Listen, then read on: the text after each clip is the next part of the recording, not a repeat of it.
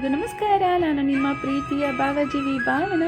800ಆಗ್ತಿದೆ ಈ ವಿಡಿಯೋ ಮಾಡಿ ನಿಮಗೆ ತೋರಿಸ್ತಿರೋದಕ್ಕೆ. ಹಾಗೆ ವಿವಾಹ,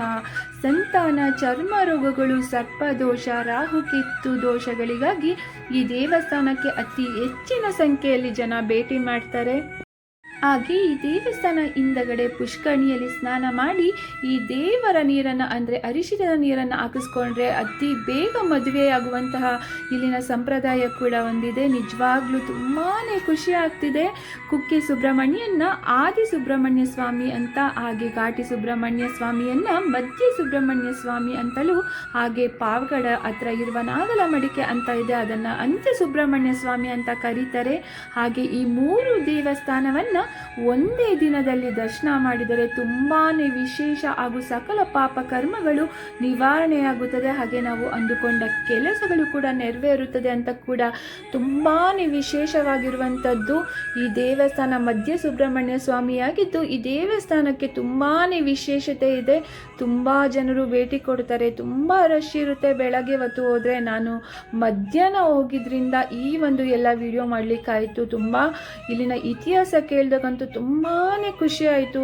ಎಲ್ಲ ದೇವಸ್ಥಾನಕ್ಕೆ ಬಂದಿರುವಂಥ ಸುಮಾರು ಜನರನ್ನು ಭೇಟಿ ಮಾಡಿ ನಾನು ಅವ್ರನ್ನ ವಿಚಾರಿಸಿದಾಗ ಅವರ ಇಷ್ಟಾರ್ಥಗಳೆಲ್ಲ ನೆರವೇರಿದ್ದು ಕೇಳಿದಂತೂ ನಂಗೆ ತುಂಬಾ ನಿಜಕ್ಕೂ ಮನಸ್ಸಿಗೆ ಖುಷಿ ಆಯಿತು. ನಾನು ಕೂಡ ಇಲ್ಲಿ 2ನೇ ಬಾರಿ ಭೇಟಿ ಮಾಡಿದ್ದು.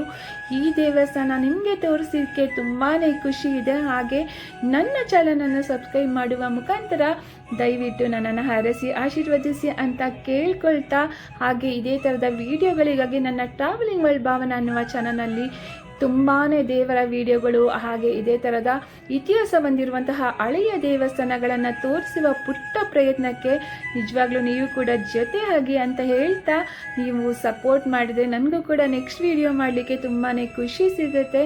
ದಯವಿಟ್ಟು ಸಪೋರ್ಟ್ ಮಾಡುವ ಮುಖಾಂತರ ನನ್ನನ್ನು ಪ್ರೋತ್ಸಾಹಿಸಿ ಅಂತ ಕೇಳ್ಕೊತೀನಿ. ನೀವು ನೋಡ್ತಿದ್ದೀರಾ ದೇವಸ್ಥಾನ ದೇವರ ವಿಗ್ರಹಗಳು ನಿಜವಾಗ್ಲೂ ನೋಡಲಿಕ್ಕೆ 2 ಕಣ್ಣು ಸಾಲದು.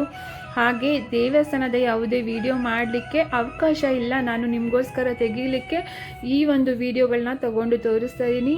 ನೆಕ್ಸ್ಟ್ ವಿಡಿಯೋದಲ್ಲಿ ಸಿಗ್ತೀನಿ. ತುಂಬ ಥ್ಯಾಂಕ್ ಯು.